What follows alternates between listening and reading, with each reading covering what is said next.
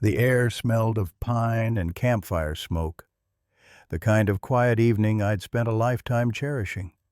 I was just handing a toasted marshmallow to my granddaughter when the forest went silent. Not peaceful silent. The dead, heavy kind. Then the tree line exploded. A grizzly, massive and grizzled, shoulders hunched and head low, burst into the clearing. Its roar wasn't just sound. It was a physical force that shook the plates on the picnic table. Panic erupted. My daughter-in-law snatched up the kids, her screams slicing through the chaos. And Cody, my own son. I saw the pure animal terror in his eyes. He didn't look at his wife, didn't reach for his child. His gaze darted to a tall, scraggly pine at the edge of our sight.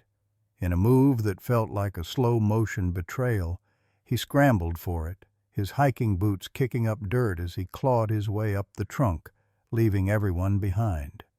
My old game warden instincts, buried for years but never gone, fired like a circuit breaker snapping on. The world narrowed to a tunnel. The screaming family, the crackling fire, it all faded to a distant hum. There was only the bear and the 20 yards of open ground between us. I didn't run. I couldn't. My feet planted themselves in the soft earth, right beside the fire pit we'd named the Smoldering Lodge just an hour before. I slowly raised my hands, making myself look bigger, my eyes never leaving the bear's. Its head swung toward me, saliva dripping from its jaws, its deep, huffing breaths louder than the wind.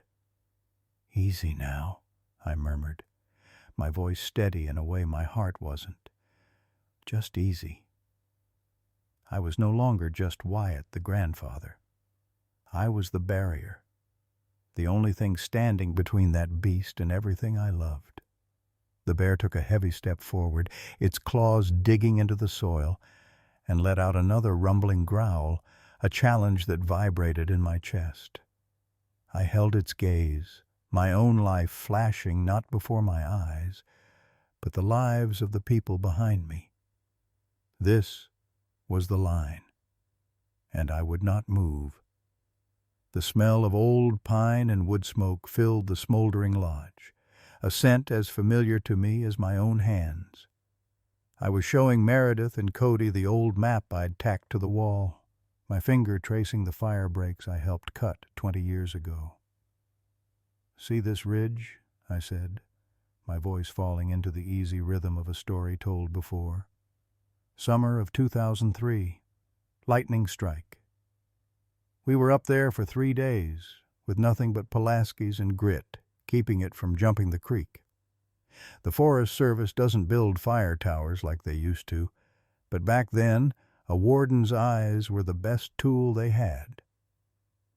Meredith smiled, her eyes soft. She'd heard these tales since she was a girl, curled on this same battered sofa. "I always loved that one, Dad." Cody, though, was leaning against the stone fireplace, his polished loafers looking out of place on the worn hearth rug. He gave a short, dismissive chuckle. "Sounds like a lot of manual labor for not a lot of payoff. No offense, Wyatt, but that's the problem with the old ways. All that grit." He said the word like it tasted sour. "It's inefficient." I felt my jaw tighten, but I kept my gaze on the map. The payoff was a standing forest. That's plenty for me. "Sure, sure." Cody waved a hand, pushing off the fireplace. He walked over to the window, looking out at my dense, untamed acres. "But progress doesn't wait. I've been talking to some partners. There's a huge opportunity in these overlooked mountain parcels. We're looking at a consolidated buy-up of all the land from here to the county line. Think about it. Luxury cabins, not these rustic things. A guided experience, but with proper amenities. Wi-Fi, hot tubs, the works." He turned back to me, his smile all slick confidence. "Your little lodge here is sitting on a gold mine, Wyatt. You're just using it to store dust and old memories." The silence that followed was thicker than the mountain fog. Meredith looked from her husband to me, her earlier smile gone. "Cody, this is Dad's home. It's not a parcel." "It's all a parcel, Mare," he said, as if explaining something simple to a child. "Everything's for sale. It's just a matter of seeing its true value." I finally turned from the map to look at him. I saw the city in his pressed shirt, in the way he viewed my trees as a spreadsheet line. "Some things," I said, my voice low and steady, "have a value your partners will never understand. This land isn't overlooked. It's seen, it's known, and it's protected." The tension in the room was a live wire. My practical, rooted life was a joke to him, and his arrogant ambition felt like a threat to everything I loved. We stood there, in the heart of the Smoldering lodge, two men from different worlds, and the air between us was cold enough to snuff out the fire. The air up on the ridge was so clean and sharp, it felt like drinking cold water. I led the way, Meredith a steady, quiet presence beside me, her boots finding the same rhythm as mine. Behind us, Cody was, well, being Cody. I could hear the constant rustle of a snack bag, followed by the distinct, crinkling tear of a wrapper being opened. "Hey, Cody," I called back over my shoulder, trying to keep it light. "Remember, pack it in, pack it out. We don't want to attract anything." His laugh was short, dismissive. "Relax, Ranger Rick. It's a granola bar wrapper. It'll biodegrade in like a week." I saw the bright flash of foil as he casually let it flutter from his fingers onto the pine needles. My jaw tightened. "It doesn't work like that out here. And it's not about the wrapper, it's about the scent. Just please pick it up." Meredith shot me a look, a silent plea to let it go. I saw the second wrapper join the first a few minutes later. I stopped, turning fully. "Cody, seriously." He just shrugged, brushing past me on the narrow trail. "You worry too much, Wyatt. It's just litter. Bad for my karma, maybe, but that's it." The rest of the hike was quiet, but the good feeling from the morning was gone, replaced by a low, simmering frustration. We made camp as the sun dipped below the trees, the familiar routine of setting up tents and starting a small, contained cook fire usually my favorite part. Tonight, it felt like a chore. The deep velvet black of a mountain night had just settled in when we heard it. A heavy, shuffling step, then the clatter of one of our metal mess kits from the washing station. We all froze by the dying fire. Then came the snuffling, low, wet, and powerful, the sound of something big investigating. Meredith's hand found my arm in the dark, her grip tight. Cody was a silhouette, rigid on his log. "Bear," I whispered, the word hanging in the cold air. For a long minute, none of us moved. We listened as it rummaged, let out a chuffing breath, and then, with a final rustle of brush, moved off, back into the impenetrable woods. The tension broke like a snapped branch. Cody let out a shaky laugh. "Whoa! Talk about bad luck, huh? First night out, and we get visited by Yogi."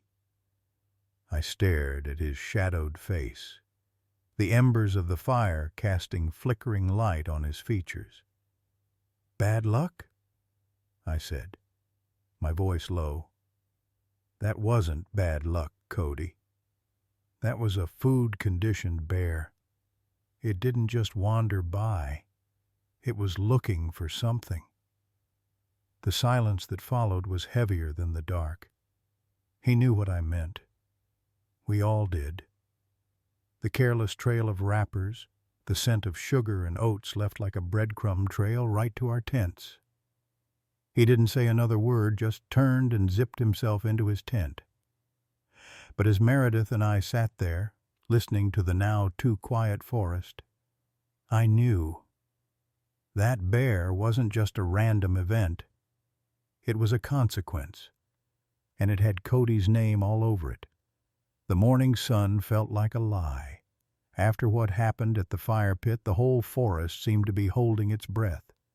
Meredith and I decided to hike the perimeter of the campgrounds, mostly just to move, to do something other than sit in the thick silence that had settled over our own site. We didn't have to go far. Just 2 sites over, we found it. The place was empty, a ghost camp. A faded blue backpack was slumped against a tree, its side torn open like something had taken a massive bite out of it. Around it, a constellation of spilled supplies, a dented water bottle, a rolled-up sleeping bag spilling its stuffing, a box of waterproof matches scattered in the dirt. My stomach dropped. "Someone left in a hurry," I muttered, mostly to myself. Meredith knelt, carefully sifting through the mess. "This is vandalism. Or an animal. A big one." But then I saw them, half buried under a crumpled map, glinting in the patchy light. Wrappers, silver and red. I picked one up, the crinkly material familiar in a way that turned my blood cold. Power Crunch Pro Bar, chocolate mint. I knew that wrapper.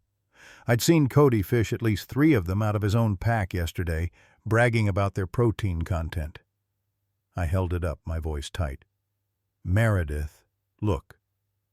She took it from me, her face paling. "These are Cody's." Exactly. We found 3 more. It was too specific, too brand loyal to be a coincidence. We marched back to our site, the evidence clenched in my fist. Cody was lounging in his camp chair, strumming his guitar like he didn't have a care in the world. I tossed the wrappers into his lap. "Care to explain?" He stopped strumming, looking down at the silver plastic with a flicker of something. Surprise, then immediate, wall-like defiance. "Explain what? Litter?" "That's your brand, your exact bar. We found them at the ripped-up site next door." He stood up, the chair scraping back. "So? Lots of people eat these, they're popular." His voice was getting louder, defensive. "You're seriously trying to pin some random vandalism on me? Because of a wrapper?" "It's not random, Cody. First the fire, now this. A campsite just happens to get trashed, and your favorite snack is just happily left behind." "I didn't go over there," he shouted, taking a step toward me. "You're paranoid, Wyatt. You've been looking for a monster under the bed since we got here." My eyes flicked to Meredith. She was standing slightly apart, her arms wrapped around herself, watching us volley the accusation back and forth. She looked pained, caught squarely in the middle. "Mir," Cody said, his tone shifting to a wounded plea. "You know I wouldn't do this. Tell him. This is insane." She looked from his angry, insistent face to mine, which I knew was set in grim certainty. She didn't speak. Her silence was the loudest thing in the clearing. Cody saw it too, that she didn't immediately jump to his defense. His expression hardened, and he kicked the wrappers into the dirt. "Fine, believe what you want," he spat, before turning and stomping off into the trees, leaving Meredith and me standing in the wreckage of the afternoon, the proof still lying at our feet. The silence out here is different. It's not peaceful. It's a held breath. I stood at the edge of the old abandoned logging camp, the place we call the Smoldering Lodge since that fire years back, and felt the weight of that silence pressing down. Meredith was back in town, checking supply records. This part I had to do alone. I moved carefully through the charred skeleton of the main building, my boots crunching on blackened wood and gravel. And then I saw it, tucked behind a collapsed beam. Another one of those energy bar wrappers. Same brand. I picked it up, my gloves feeling grimy. This wasn't just litter from a hiker passing through. This was a trail. I found more. A torn piece of high-grade nylon cord, the kind used in professional climbing harnesses, not the cheap stuff you buy at the general store. Cody's gear. It had to be. My heart started hammering against my ribs. This wasn't random. I left the lodge's shell and cast my eyes low, scanning the muddy ground near the tree line. The bear tracks were there, massive and deep, fresh from last night's rain. But beside them, I knelt down. Fainter, almost brushed away. Boot prints. Size 11, maybe 12. They weren't following the bear trail. They were paralleling it, then angling off towards the east. I followed, my breath fogging in the cold air. The tracks led away from the safer valleys, up towards the granite bluffs and the network of steep, shadowy ravines we all know to avoid. Black Gorge. It's a bear denning area, treacherous, with slopes so sharp a misstep means a long, fatal drop. Why would anyone go that way? Then it hit me, a cold dread that washed over me like the mountain mist. The trash wasn't an accident. The tracks weren't a coincidence. Someone was laying a scent trail. Someone was using this trash, Cody's trash, to lead a bear. But to where? And to what? I stopped at the crest of a ridge, looking down into the gloomy depths of Black Gorge. The man's tracks led right to the unstable edge before disappearing on the rocky scree. This wasn't just reckless. This was deliberate. Someone wasn't just trying to scare us off the land anymore. They were trying to set a deadly trap, using the most dangerous predator on this mountain as their weapon.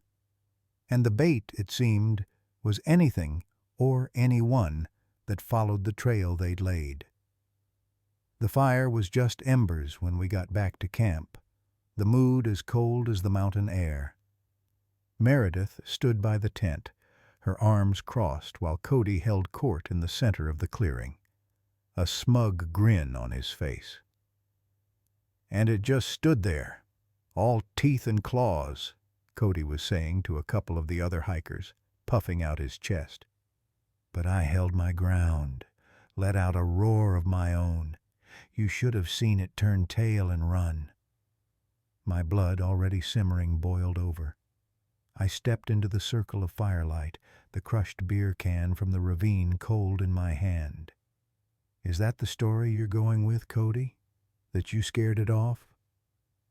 His grin faltered. What's your problem, Wyatt? My problem is this. I held up the can. I found it by the ravine, right where you faced down that bear, along with a whole torn-up bag of trail mix and an empty jerky pouch. You didn't scare off a bear, Cody. You littered. You baited it. Meredith moved to my side, her presence a silent reinforcement. The other hikers looked between us, confused. Cody's face darkened. You're talking nonsense. Am I? I took a step closer, my voice low but clear in the quiet night. I've been piecing it together. The Smoldering Lodge parcel backs right up to this ravine. A documented bear attack on this campsite. It would spook the sellers, maybe even get the land flagged as a hazard. You could swoop in with a lowball offer before anyone else even heard about it. That was the plan, wasn't it? Use a bear to do your dirty work. His composure shattered. You have no proof, he spat, his hands curling into fists. You're just a washed-up guide who can't stand that I'm going to own this whole mountain. The argument erupted, our voices clashing in the dark. He denied, I accused, the truth hanging between us like a physical thing. The other campers backed away, unsure. And then the world went silent. The bickering birds in the pines stopped. The wind died. From the tree line, a shadow detached itself. A hulking, familiar shape, its head low. The Grizzly, drawn back by the raised, frantic voices and the irresistible, lingering food scent from Cody's careless litter. It didn't amble. It charged. A rolling wave of fur and muscle heading straight for the heart of our camp, where Cody and I stood frozen in our rage. Cody's heroics vanished. His face went white with a pure primal terror. My own heart hammered against my ribs. The plan, the argument, the property deal, none of it mattered anymore. There was only the bear, the ground shaking under its weight, and the desperate, screaming need to survive the crisis my enemy's greed had brought right to our door. My heart was hammering against my ribs like a trapped bird. I saw Cody scrambling up that pine tree, his face a mask of pure selfish terror. This was it, the moment I'd been waiting for. "Meredith!" I barked, my voice cutting through the chaos. "Get Lily to the truck, now!" I didn't wait to see her nod. I trusted her with my life and with our granddaughters. My eyes were locked on the campfire, on the one tool that could turn this nightmare around. There it was, a thick, heavy log, one end glowing a fierce, deep orange, embers pulsing like an angry heart. The Smoldering Lodge. I wrapped my hand in the sleeve of my jacket, gritted my teeth against the heat, and wrenched it from the fire pit. Sparks flew into the twilight like fleeing stars. In my other hand, I snatched the can of bear spray from the picnic table. It felt cold and lethal. This wasn't about hurting the bear. This was about direction, about using an animal's simple, primal instincts to do what the law never could. The black bear was a hulking shadow near the trash bins, confused and agitated by Cody's frantic climbing. I moved quickly, but not towards the animal. I circled wide, coming up on its flank, putting myself between it and Cody's tree. I raised the smoldering log high. The heat washed over my face, and the smell of burning pitch was sharp and ancient. "Hey!" I roared, waving the fiery brand. The bear swung its massive head toward me, its eyes reflecting the ember light. Then, with a prayer on my lips, I pointed the can of bear spray and gave it a short, sharp burst right at the ground in front of the creature's paws. The PSSSHHT was explosively loud in the quiet woods. The bear recoiled instantly with a startled huff, repelled by the sudden abrasive noise and the irritating cloud. It turned, looking for escape from the sound and the strange waving fire. And the only clear path I'd left it was straight toward the base of Cody's tree. I advanced step by careful step, herding the bear with the threat of the fire and the lingering chemical sting. It lumbered forward, right where I wanted it. It stopped at the base of the pine, rising up on its hind legs to sniff the air, its great claws scraping the bark just feet below where Cody was clinging, frozen. I stood my ground, the smoldering lodge held like a torch. Now, Cody was trapped between the wilderness below and the truth he'd buried. The stage was set. The bear was my unwitting ally, and Cody was out of places to run. All that was left was for his panic to do the talking. The air was thick with the smell of wet fur and raw fear. The bear, a massive, shaggy shadow in the twilight, huffed and took another step toward Meredith. My heart was a hammer against my ribs, but my feet were planted. I was all that stood between that beast and my family. Then I saw it, the end of a log still smoldering red in our campfire pit from dinner. I didn't think. I just moved. I snatched it up, the heat searing my palm, and I thrust it out like a sword. Sparks flew into the damp air. "Hey! Over here!" I bellowed, my voice cracking with the strain. The bear's head swung toward me, its small eyes reflecting the ember's glow. It was confused, wary of the fire. I waved the burning brand in a wide arc, creating a curtain of light and smoke. "You want a problem?" I shouted. But I wasn't talking to the bear anymore. I tilted my head back, my gaze locking onto the silhouette trembling in the low branches of the pine tree. "You wanted a bear attack, Cody? Here's your bear." I kept the log moving, my arms screaming in protest. Meredith was frozen behind me, her breath coming in short gasps. This was the only chance. "Now tell her the truth!" I roared up at him, the command echoing in the silent clearing. "Or I let nature take its course." The bear shuffled, intrigued by the commotion. It was all the incentive Cody needed. A pathetic, shrill scream tore from his throat, pure terror unraveling his cool facade. All right, he shrieked, clinging to the branch like a child. "I did it. I lured it here.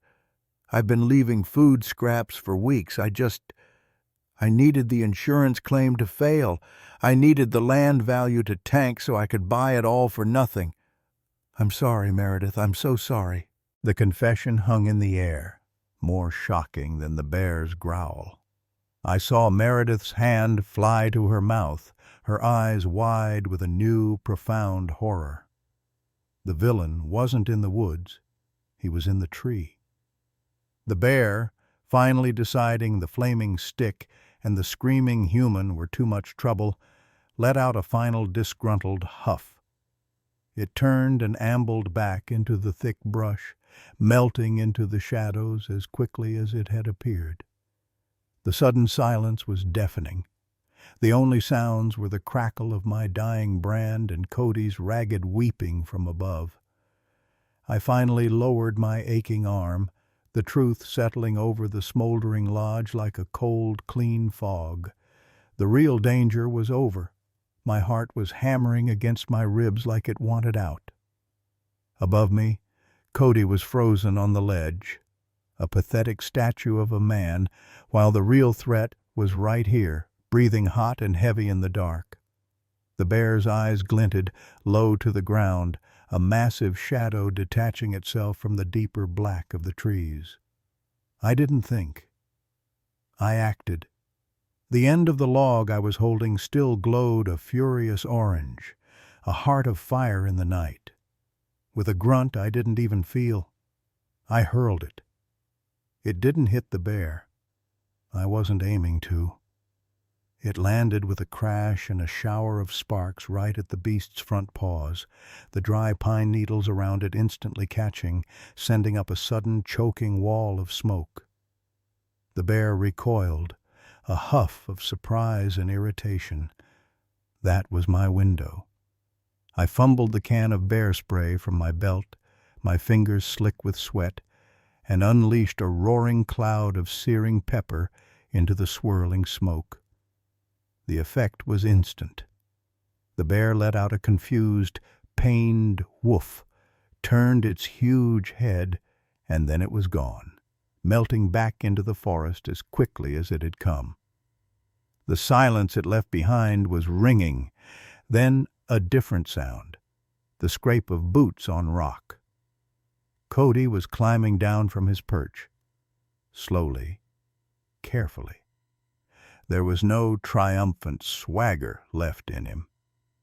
He reached the forest floor, his face pale and smudged with dirt in the flickering light from the burning needles. He couldn't even look at the bear's retreating path. His eyes went straight to Meredith. She was already standing. She wasn't looking at the forest either. All of her, every ounce of her being, was focused on her husband. The devastation on her face wasn't from fear of the animal. It was a colder, more final thing. "You left me," she said, and her voice was quiet, which made it worse. It wasn't a scream. It was a verdict. "You climbed up and you left me down here." Cody opened his mouth, his hands making weak, fluttering gestures. "Mare, It was a tactical retreat. I was going to draw it." "Don't." The word cut him off like a knife. She took a step toward him, and he actually shrank back. All of it. The big guide act. The pressure to sell the lodge. It was never about our future, was it?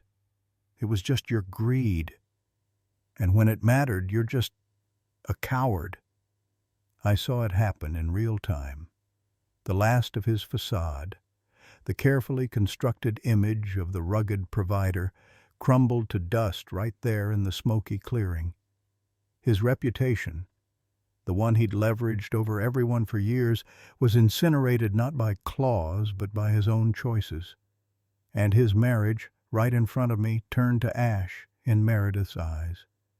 He was destroyed, completely and utterly, and he hadn't been touched by a single claw. He'd done it all to himself. The only thing left was the hollow man standing in the dying light of the fire he'd forced me to start.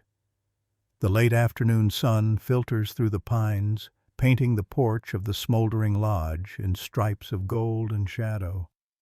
I lean back in my rocking chair, the familiar creak a soothing rhythm. Next to me, Meredith sips her iced tea, her face relaxed in a way I haven't seen in months. It's been weeks. Weeks of quiet. Weeks of the forest sounds returning to what they should be. The chatter of squirrels, the distant cry of a hawk, the wind in the high branches. No bulldozers. No promises spat through a sneer. Cody's gone. Left town the day after the county commissioners finally killed his deal for good. The paperwork, it turned out, had more holes than a termite-riddled stump once everyone started looking closely. I heard he didn't even pack properly, just threw some suits in a car and vanished down the mountain road in a cloud of bitter dust. The forest didn't weep for him. I look over at the new porch rail, its fresh, pale wood standing out against the old, dark logs. We replaced the section that was damaged. It's stronger now. Meredith followed my gaze and gave a small, knowing nod. We don't talk about that night much. We don't need to. Some fires don't just destroy. They cauterize. They clean. This land feels different now. Lighter. The anxiety that had coiled in my gut for a year has unwound, replaced by a deep, steadying peace. I protected it. Not with lawyers or petitions alone, but with the raw, stubborn truth of standing my ground. With the courage Meredith helped me find, and with a wisdom that finally understood some men only speak the language of consequence.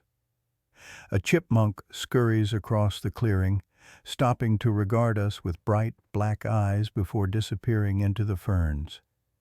It's all still here, all of it, for another season and another after that. I take a slow breath, the air sweet with pine and damp earth. The forest has its own justice. Sometimes you just have to hold your ground and shout it into being, and sometimes you just have to sit quietly on your own porch, listening to it breathe, knowing you finally listened back.